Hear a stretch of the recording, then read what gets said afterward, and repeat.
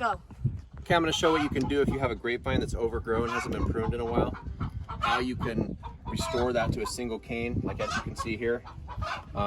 This vine needs a little bit of love, and we got a lot of stuff going on, and I'm going to try to consolidate this to a single trunk, and then see if I can get a couple fruiting canes on that trunk. And so I'm trying to observe all these different cordons that we have coming out of this dual trunk and see if I can find one that has at least a couple good canes that we can use as fruiting canes. And so this is going to be quite the what's the word? Challenge. Yeah, challenge. All right, so let's do it.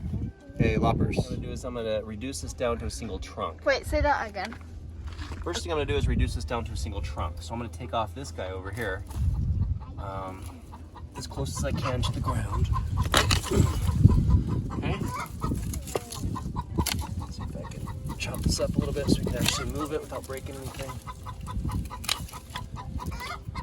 All right.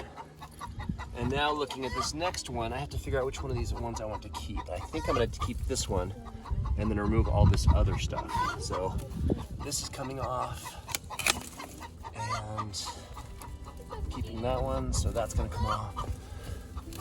All right.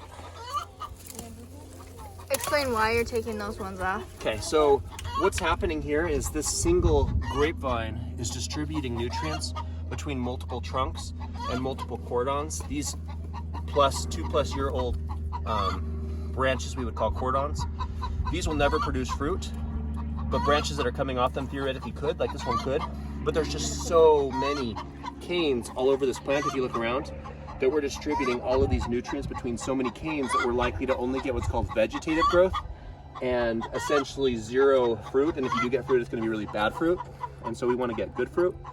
And so we're going to really cut this back. All right. So now we can make sure that's not important. Not important. My hands are dry. I don't want to touch them. All right. So all this can come off, girls, if you want to start grabbing stuff. Can I do a time lapse? Yeah, you can do time lapse. That's a good idea. So we had this and 6 other grapevines that were neglected that we cleaned up for our neighbors. So it's pretty fun to see this thing in high speed.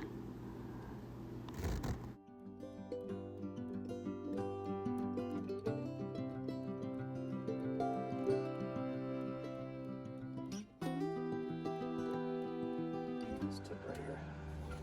Last minute changes. All right, ready? Yep. Okay, so as you can see, it's going to look a lot different than it did just a moment ago. I cut off a lot of material.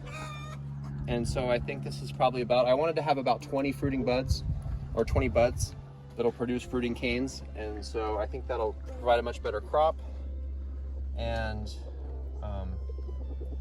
provide much better growth pattern. So there you go. I hope that helps you. Thanks.